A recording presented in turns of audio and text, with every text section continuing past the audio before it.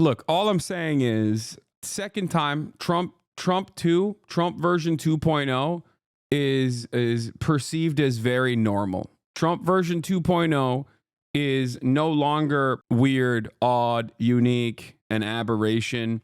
Trump version 1.0 was not necessarily unique in terms of like what he did, because he was the logical endpoint of the Republican Party. And I maintain that position quite a bit, and liberals would get mad at me whenever I said like Trump in 2016 was doing things that the Republicans would do. The only difference was he was more incompetent, more open about his corruption, and also utilizing the bully pulpit to accelerate racist rhetoric, right? Normalizing and accelerating racist rhetoric. And people will get kind of mad at me about it. They would say like, what do you mean? No, you don't understand. Trump is different. Trump is different. Trump is a different type of president. It's like, no, he accelerated down to January 6th, down to all of the election is stolen conspiracies.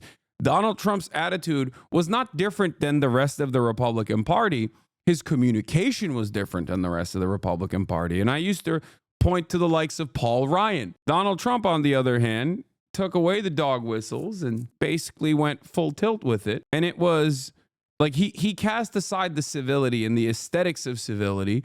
And I think that was shocking for a lot of liberals. They're like, what are you talking about? This is not how we do. This is not how we operate. This is not who we are. But while I was clowning on the aesthetics focused, optics focused, civility focused, resistance liberalism the first time around, I do still think that level of pressure, at least to a certain degree, created a permission structure and a counterbalance against all of the awful things that the Trump administration was doing. And liberal media also was hyper focusing on all of the awful things that the Trump administration was doing. It's not happening this time around. That's what's truly interesting. It's not happening this time around. So I don't know what that is going to look like. I don't know what that's going to look like now. Liberalism is dead. It was already on its, it was already gasping for air, but it's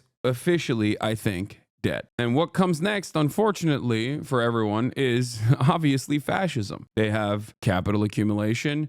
They have concentration of power, backing from the capital accumulators and those who have concentrated power. They have better organizational structure.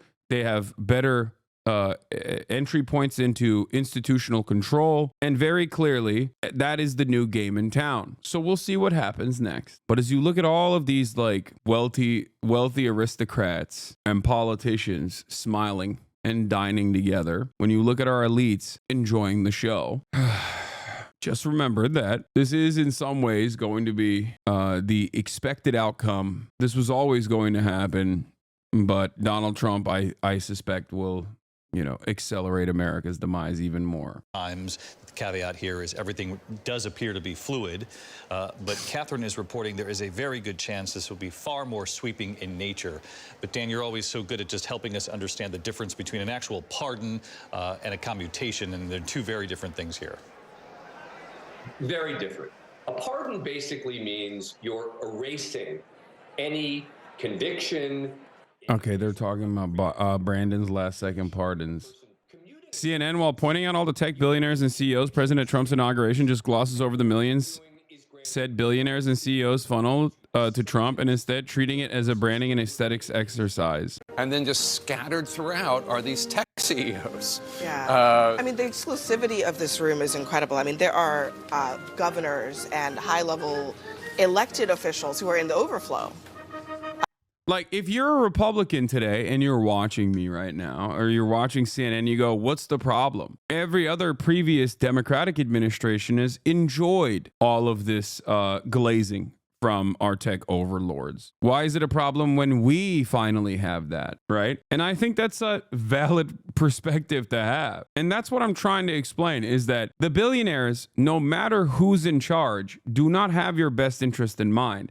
And I hope that is clear when you come here. That's why I always say there's no such thing as like good billionaires and bad billionaires or whatever, that they only care about profit. And now, because they recognize that there's a lot of chaos, there's a lot of anger, there's a lot of resentment, there's a lot of instability, born out of the wealth inequality, that they consider someone like Trump to be a better alternative than the Democratic Party that is seen as incompetent, because Trump represents order with a fist. Because that's what fascism is. That's what fascism has historically offered the wealthy oligarchs of the past. That is precisely what Hitler's bargain was. That is precisely the reason why he was backed by a lot of these wealthy capitalists in Nazi Germany. Because fascism will present, at a time when there's instability, fascism presents order through violence, order through brutality.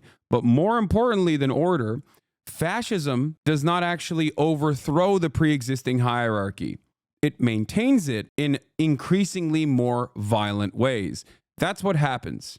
It offers stability at a time of instability. Why did Kamala have more billionaire donors then? See, this is what I'm saying. Like, I don't care. I don't like Kamala Harris. I don't like that she was cozying up to billionaires either. You are a regular American. You are not a billionaire. You are not an oligarch. And as a regular American, it does not matter to you whether those billionaires are standing next to a Democrat or a Republican. Both parties in this duopoly will serve their interests. Key sectors like oil and gas will hedge their bets more in favor of the Republican Party.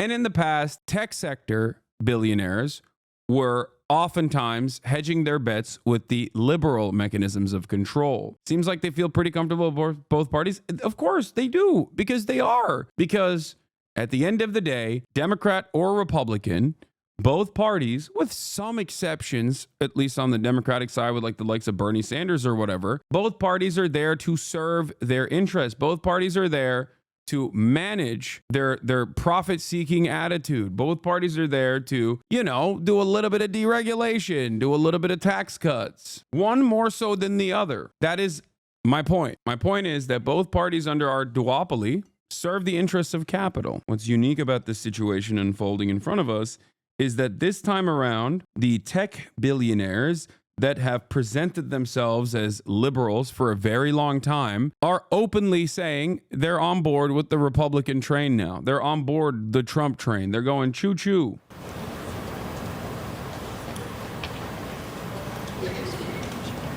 It's not weird or unique to see, oil barons at the inauguration. It's not unique or weird to see the likes of Miriam Adelson at the inauguration standing next to the Republican Party. What's unique is seeing Zuckerberg and the Google CEO and those guys. That's unique. Their presence at the Republican inauguration is unique because they have historically presented themselves as liberals. They've historically sided with the Democratic Party as their preferred way of getting their interests across. But the question I have remains, which is, why are we servile to their interests? Why do we have to sit back and let them dominate the conversation? 150 years ago. It doesn't seem...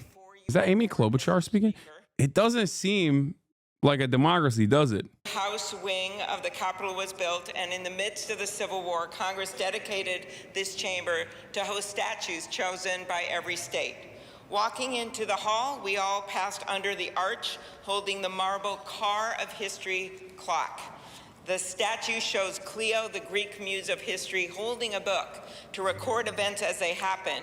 And as you can see, she's heard a lot of stuff. And as she rides her chariot forward into the future, she looks behind her to remember the past. She remains here as she has for hundreds of years, a reminder that history will remember the events of the present, and it is on us to write that history right now. Speaking of art, the painting right here before you, I chose this painting for this lunch this summer, and it's titled American Horizon.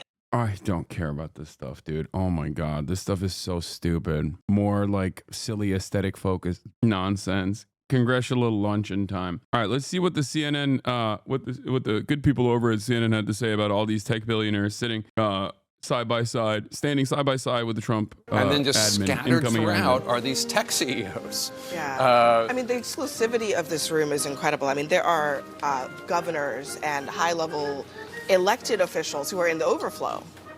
But these folks, we should also remind people, they paid money into the Donald Trump inaugural fund.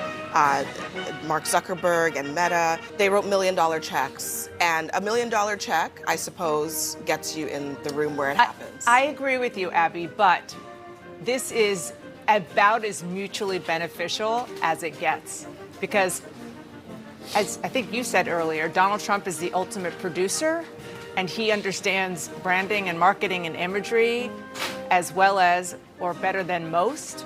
And then just scattered throughout. Yeah, this isn't branding and marketing and imagery. This is, they're not wrong when they say it's a mutually beneficial relationship. They're not wrong about that. They're right about that. It is mutually beneficial. Wealthy members of the oligarchy purchase politicians, purchase Congress in order to ensure that they never get regulated when regulation is a necessity. And also, Trump simultaneously takes advantage of any outlet, any mode of communication that will give him a benefit, that will boost him, that will accelerate the right-wing the right-wing attitude, like that will serve the purpose of pushing right-wing messaging. Jeff Bezos owns a newspaper. Jeff Bezos owns Washington Post. Elon Musk owns Twitter. Google owns YouTube, and obviously Google as well, and numerous other properties. Mark Zuckerberg owns Facebook. And the last part of that equation, Tim Cook obviously owns Apple. The last part of that equation was TikTok. And we know, and as I've covered this before, TikTok wanted to get in the good graces of the Trump administration, or at least like the Republican Party, because they thought if we actually glaze Donald Trump, they won't get us banned and we can continue having TikTok. And it worked. At least so far, it has worked. And here it is, the CEO of TikTok sitting next to the Director of National Intelligence, Tulsi Gabbard, at President Trump's inauguration. How do people still think the Republican Party is against the establishment and the elite? Marketing. The reason why people think the Republican Party is against the establishment and the elite, despite the fact that it's comprised entirely of the elite and it's comprised entirely of the establishment, and it is the establishment once again, is because of marketing. Because they think it's the same reason why people think that someone like Ted Cruz or any number of different like Republican politicians are real salt of the earth guys, and AOC, in spite of the fact that she was a bartender 4 years ago or 5 years ago, is actually not a real salt of the earth kind of person and not close to the working class because she's a brown woman, okay, from New York. Ted Cruz wears the snakeskin boots and can then adorn the aesthetics of the working class.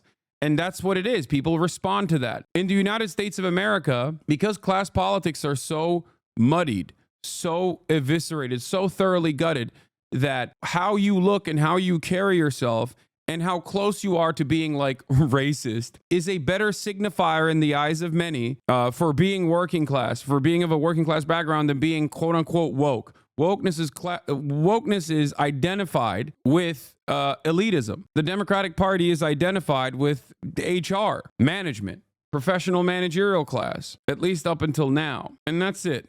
Now, obviously, there's issues, or rather, I have that same hat. Goddamn. There's obviously reasons for why. Like I think the Democratic Party's ineptitude, in my opinion, has also contributed to this as well. Stop giving a shit. Thank you for the 20 gifted subs. Allowing 20 people to no longer see the ads at the middle of the hour or the top of the hour, even though I don't run the ads any longer, but you too can subscribe.